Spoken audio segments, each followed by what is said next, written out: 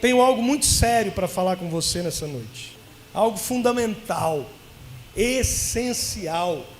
Eu quero trazer para vocês, talvez, alguns entendimentos, alguns conhecimentos, que talvez vocês não tenham. Talvez você já tenha percebido algumas das verdades que eu vou citar aqui, mas talvez não com a clareza que Deus nos traz nesta noite. Amém?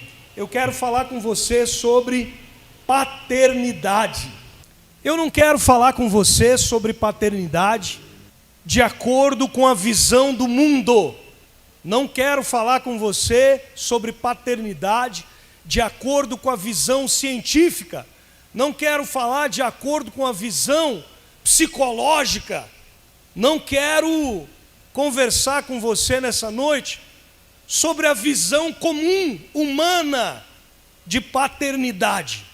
Não quero falar sobre o conceito que há na nossa cultura sobre paternidade.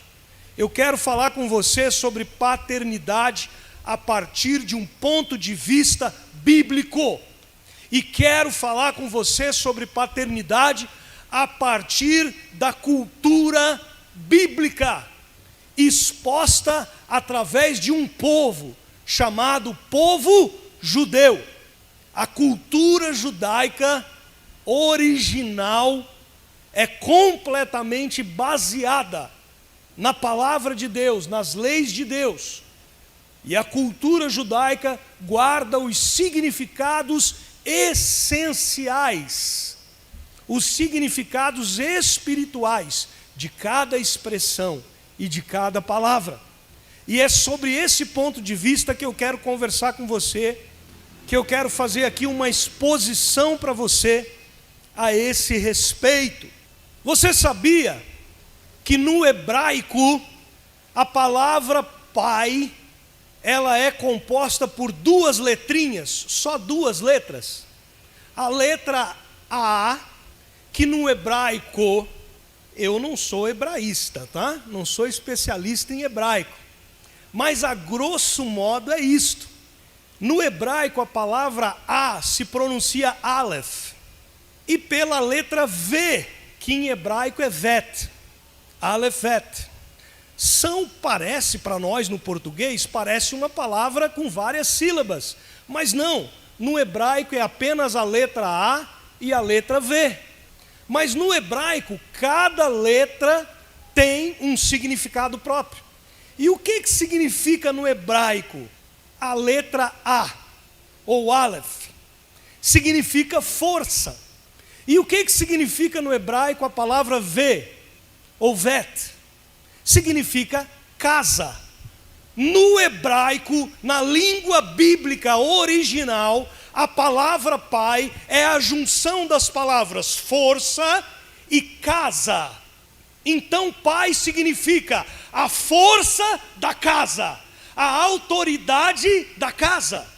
No hebraico esse é o significado da palavra pai, a força da casa, a autoridade da casa. Será que ainda é assim na nossa cultura?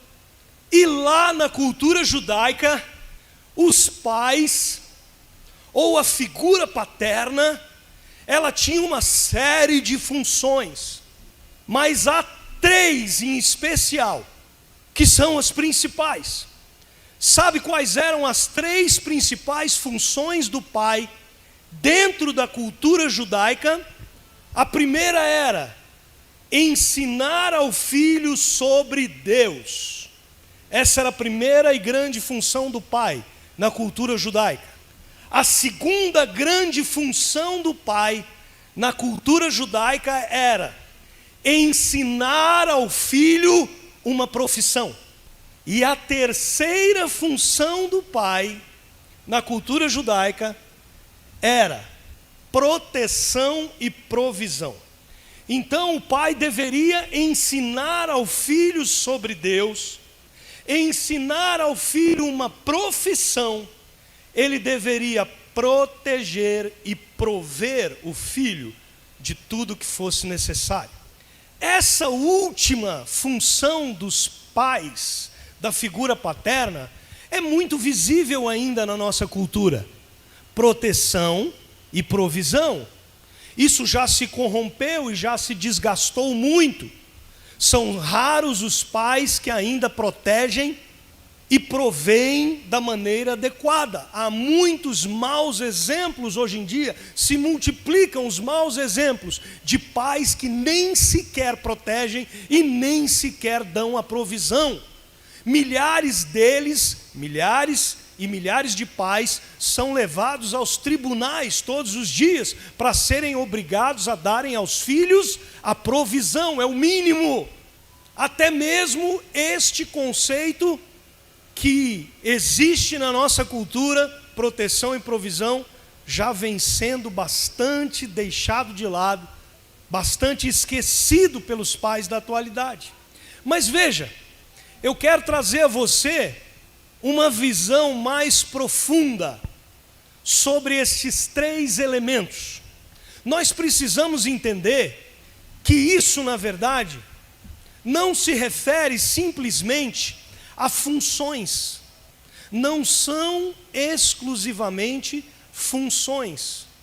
Na verdade, dentro da função que o pai tem de ensinar ao filho sobre Deus, está a dimensão almífica e espiritual da formação de identidade do filho. Essas coisas que eu estou falando são muito profundas. Na cultura judaica, o pai era responsável por ensinar ao filho sobre Deus. Isso não é apenas uma função. Isto guarda um princípio almífico e espiritual. Quando o pai ensina ao filho sobre Deus, ele forma no filho a alma da identidade do filho e o caráter espiritual da identidade do filho. Porque um homem só pode saber quem é se ele souber primeiro quem Deus é. Você lembra de Romanos 8? Romanos 8, 29. Aqueles que dantes conheceu também os predestinou para serem conformes à imagem de seu filho, a fim de que Jesus, o primogênito, seja primogênito entre muitos irmãos. A finalidade de tudo que nós vivemos é formar uma grande família com Deus. A finalidade de tudo que vivemos aqui é sermos feitos filhos para Deus. Qual é a grande identidade do ser humano? Aonde o ser humano acha a sua identidade? Quando ele consegue se ver, quando ele consegue se entender, quando ele consegue se descobrir como filho de Deus e consegue a partir daí estabelecer um relacionamento com Deus. Só assim um ser humano acha a sua verdadeira identidade. Fora isso, estão todas as crises existenciais das quais a humanidade tem padecido no presente século. Todas as suas crises de identidade, todas as minhas crises de identidade, elas residem no fato de que sofremos carência paterna quando nossos pais não nos ensinaram sobre Deus na nossa infância. Quando os nossos pais não refletiram para nós a figura de Deus Pai. A paternidade desconfigurada, disfuncional, trouxe para nós uma carência. Nós não aprendemos sobre Deus e, portanto, não sabemos quem Deus é.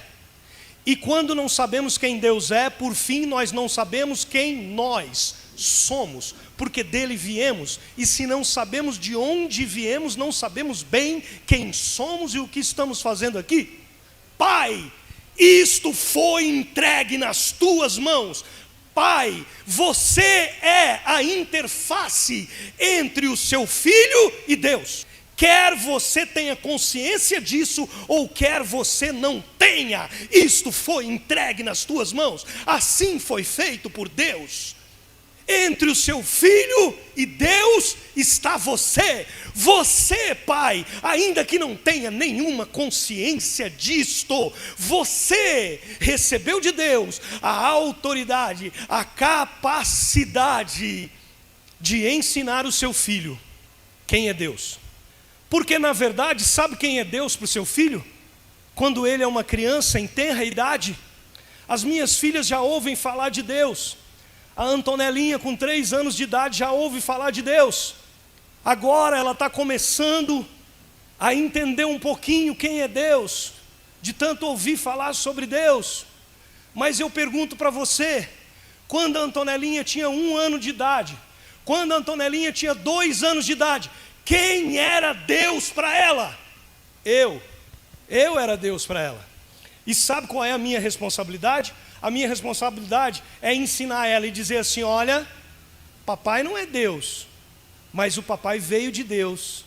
Foi Deus que mandou o papai para você, e agora o papai quer te ensinar sobre Deus. Eu, como pai, tenho que apontar Deus para minha filha. Você queira ou não queira, o Deus que a sua filha, o seu filho vai conhecer é você. Mas como assim? O Deus que o meu filho vai conhecer sou eu? Sim. Você é o limite do conhecimento que o seu filho pode ter de Deus. Você, pai, se transforma em um limite do conhecimento que o seu filho pode ter de Deus. Porque você, pai, vai transmitir para o seu filho o que significa essa palavra pai. E aí depois, quando o seu filho crescer, e ele abrir a Bíblia, e ele lê na Bíblia, Deus é pai. Qual é o conceito que o seu filho vai ter de pai?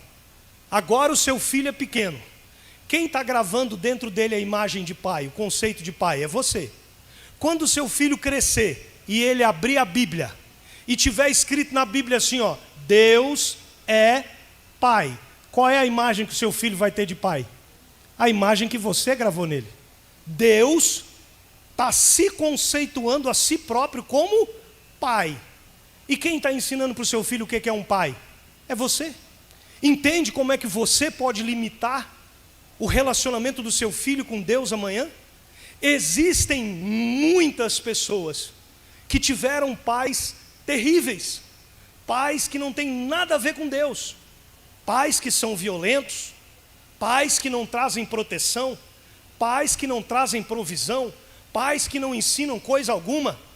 Essas pessoas que tiveram pais assim, elas chegam na idade adulta e elas leem a Bíblia, Deus é pai. Essa pessoa não consegue se relacionar com Deus, porque pai para ela não é uma coisa boa.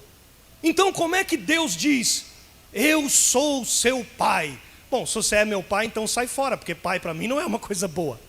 Eu não quero me relacionar com Deus, porque pai para mim não é uma coisa boa.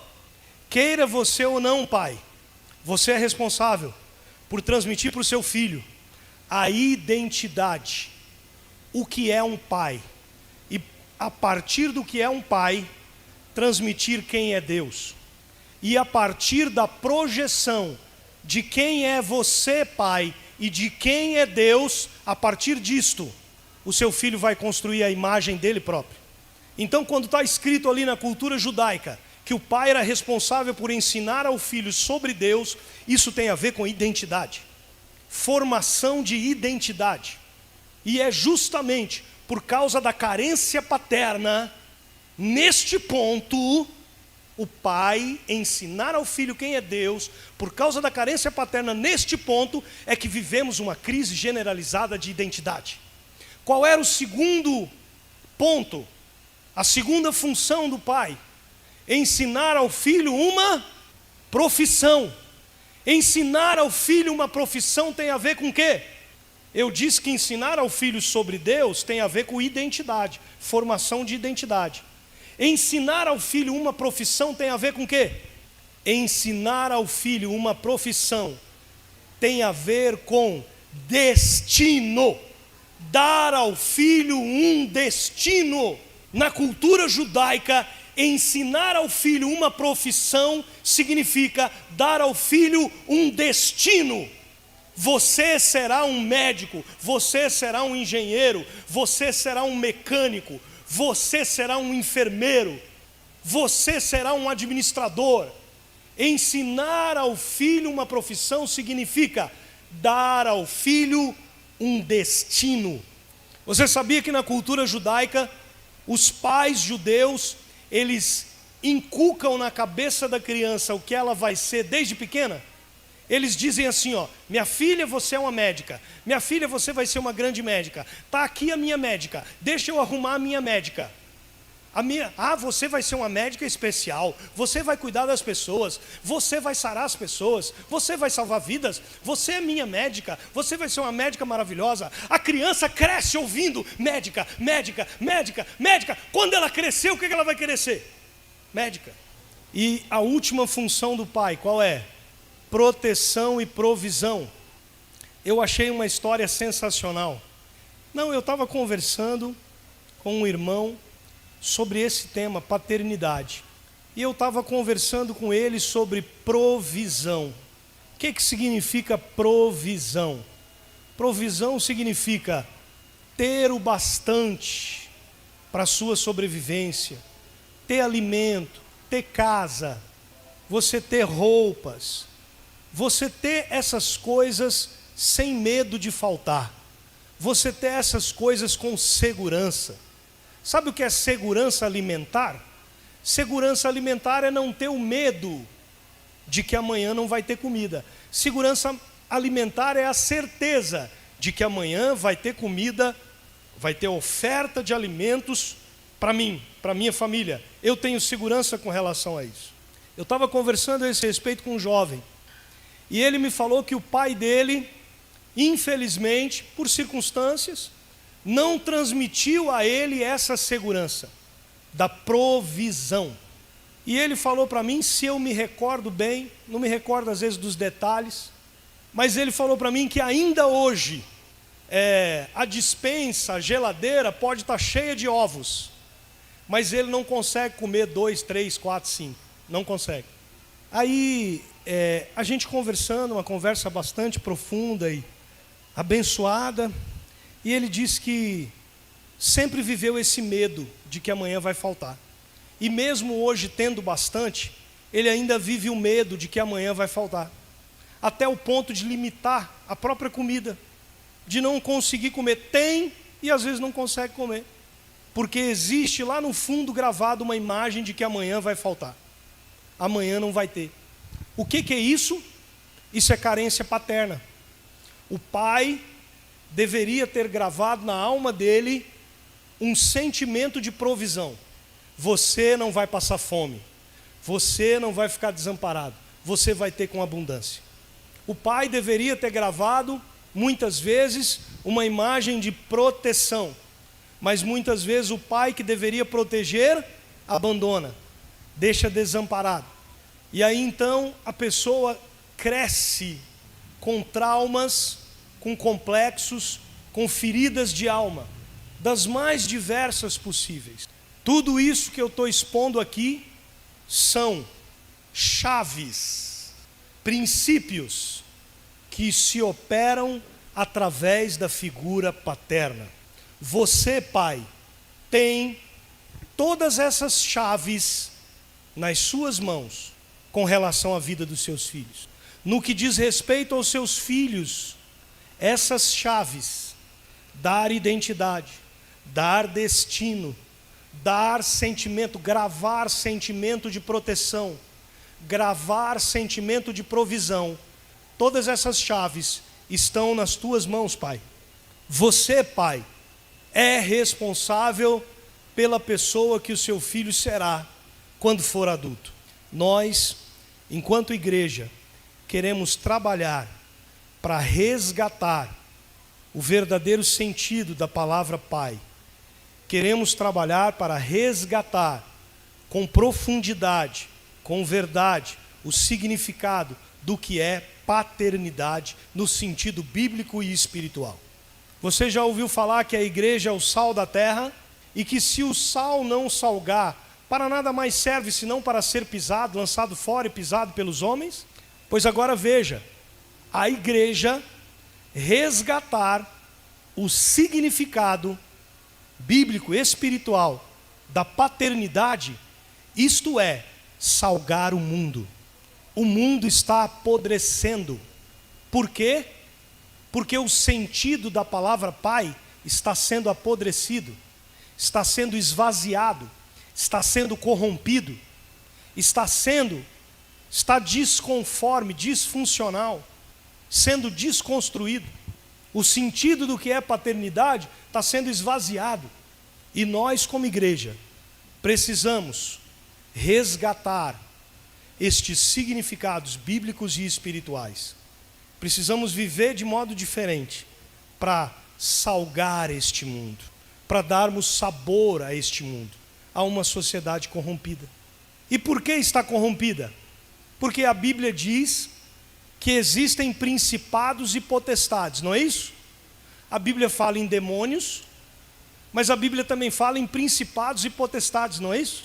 Os demônios se ocupam individualmente de pessoas. Por isso você vai ouvir falar que fulano está endemoniado, ciclano está endemoniado. Está com o quê? Está com demônio. Porque os demônios se ocupam individualmente de pessoas.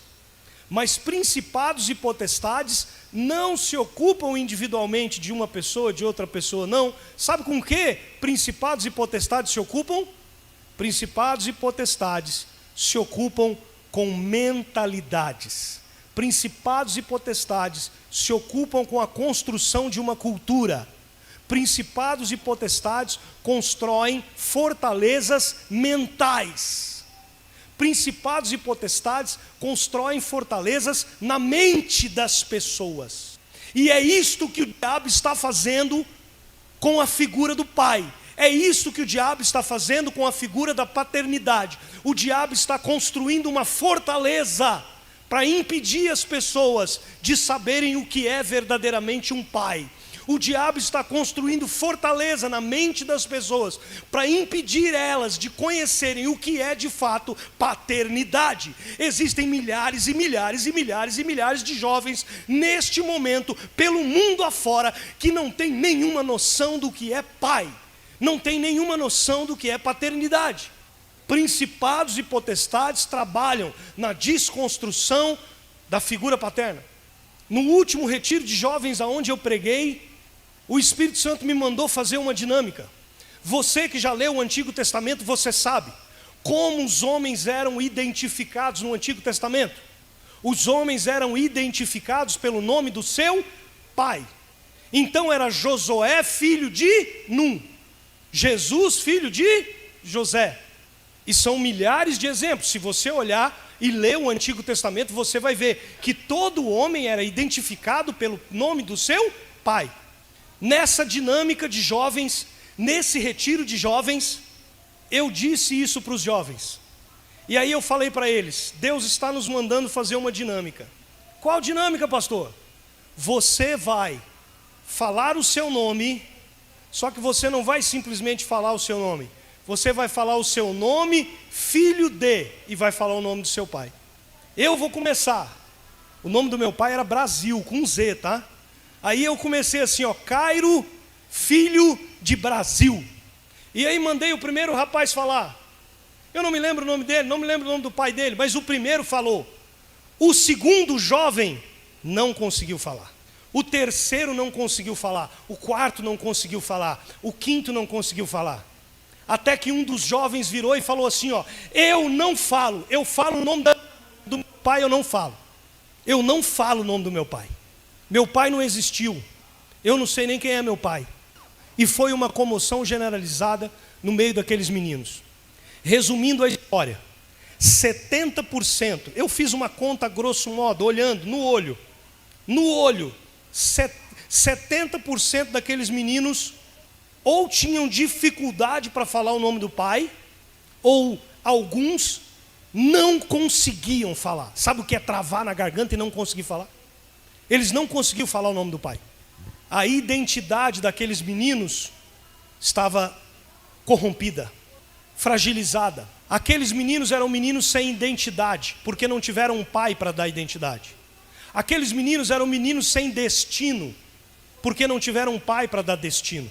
Aqueles meninos não têm senso de proteção e não têm senso de provisão, porque não tiveram um pai para transmitir a eles nenhuma destas coisas. E eles estavam ali em um retiro de jovens da igreja, mas a maioria deles fraco espiritualmente, fraco no relacionamento com Deus. bloqueados no seu desenvolvimento espiritual. Por quê? Orfandade, falta de paternidade. Você lembra de um versículo, esse eu vou citar para você. Você lembra de Marcos 3:27? Eu vou passar para você uma visão do que está acontecendo no nosso mundo. Marcos 3:27. Lá diz assim, diz que se um homem quiser assaltar uma casa, se ele quiser roubar, se ele quiser furtar os bens, primeiro ele tem que amarrar o valente. Uma vez que ele amarre o valente da casa, que ele amarre o homem forte da casa, ele pode então roubar. Se ele não amarrar o homem forte, não tem como ele roubar. O homem forte aí é o ser humano, é o homem, a figura masculina. E a casa que o valente quer roubar é o mundo. Por quê? Porque Deus deu o mundo ao homem. A autoridade sobre o mundo pertence ao homem. Mas está profetizado pela palavra de Deus que no fim dos tempos o diabo pretende dominar o mundo através do governo do anticristo. Não é isso? Mas para que o diabo possa dominar o mundo completamente, ele precisa fazer o quê? Amarrar o homem forte. Ele precisa amarrar o homem forte da casa. E isto vem sendo feito pelo diabo ao longo de séculos e séculos, ao longo da história humana. São 3 os homens fortes que o diabo tem amarrado ao longo da história. O primeiro homem forte amarrado pelo diabo foi a figura da igreja.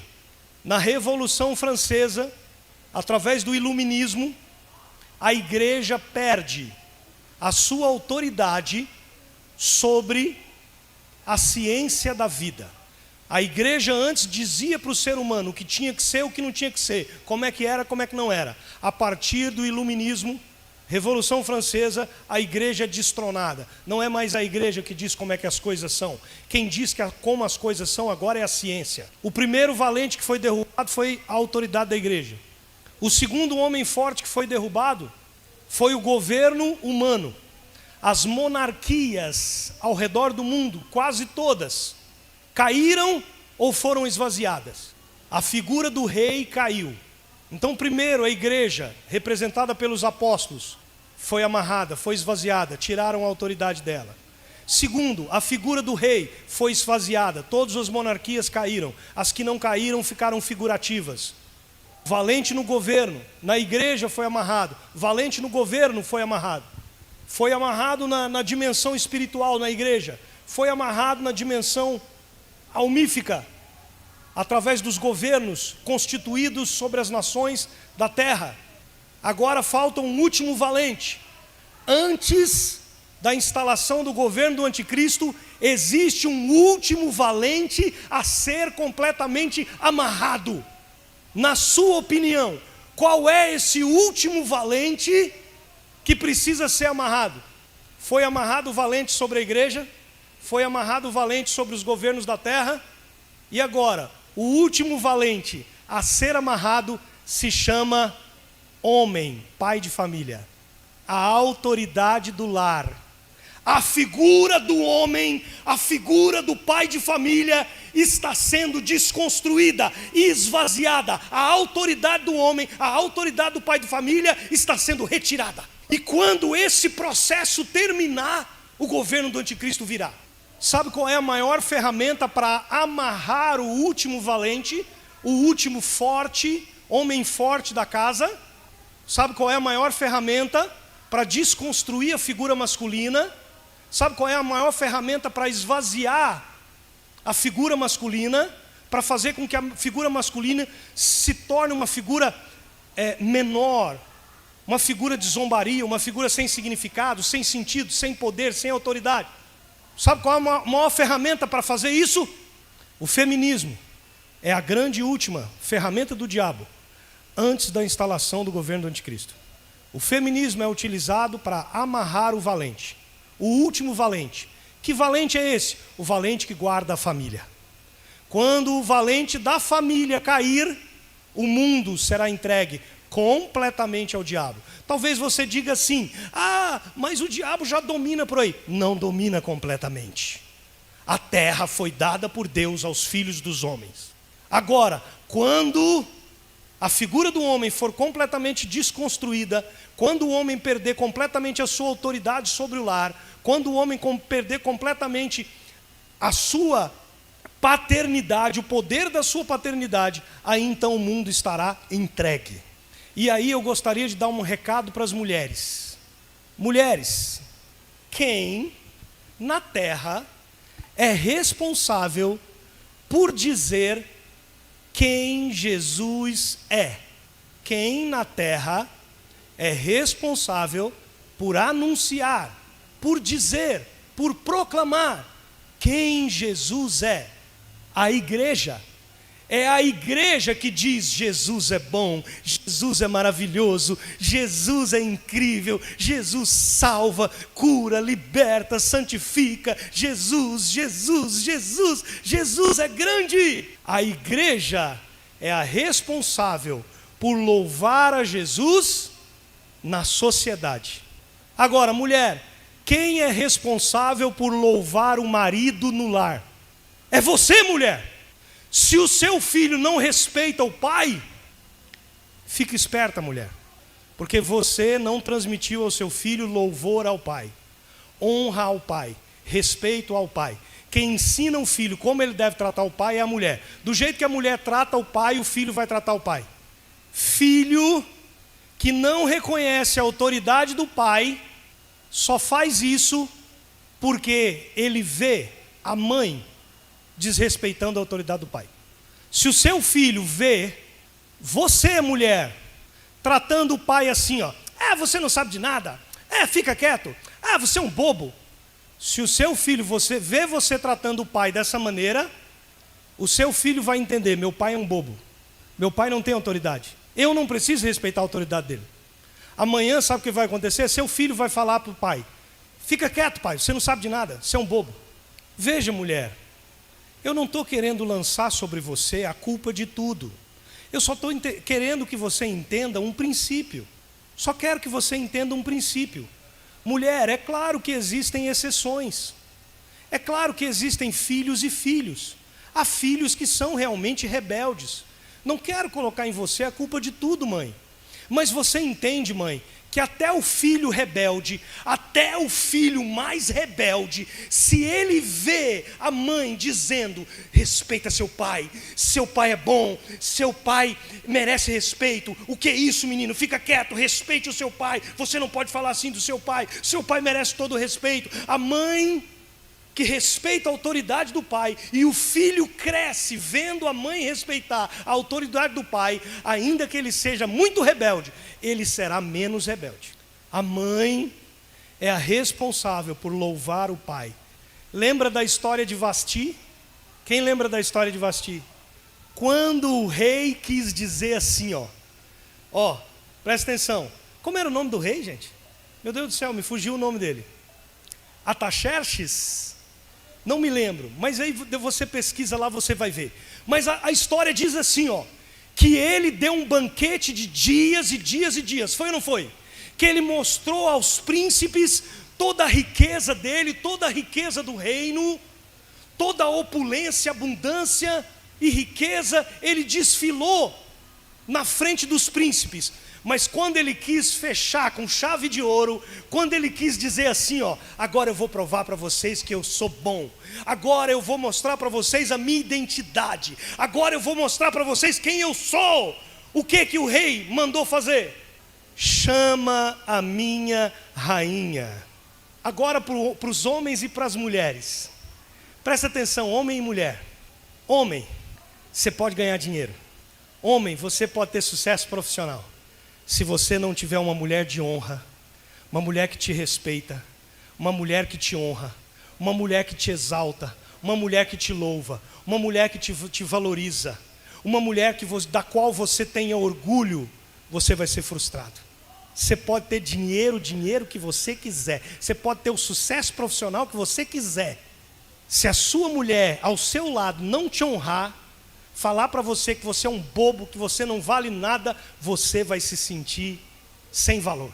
Agora, meu irmão, ainda que você seja pobre, ainda que você esteja na lona, se você tiver ao seu lado uma mulher que diga assim, ó, meu bem, levanta, porque você é um homem de sucesso. Levanta, porque você é um homem forte. Eu, quando casei com você, eu casei porque eu vi que você é um cara fera, você é bom, você vai conseguir. Levanta, meu amor, vai procurar emprego, levanta, nós vamos conseguir pagar.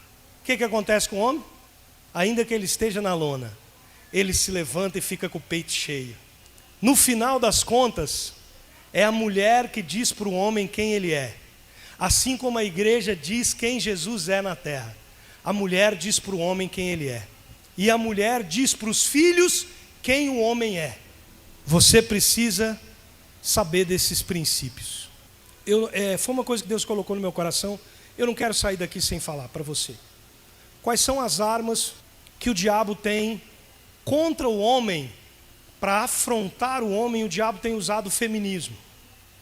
Mas existem algumas armas que o diabo tem usado com o próprio homem.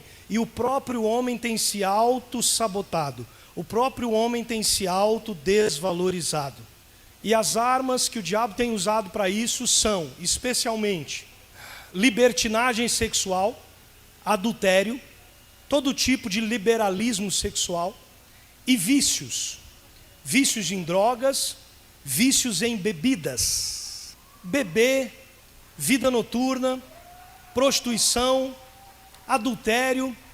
O diabo tem usado essas coisas contra os homens, para fragilizar os homens. Mas as mulheres têm colaborado. Em que sentido? Como que as mulheres têm colaborado? E eu vou falar isso para famílias, porque aqui estão representadas famílias.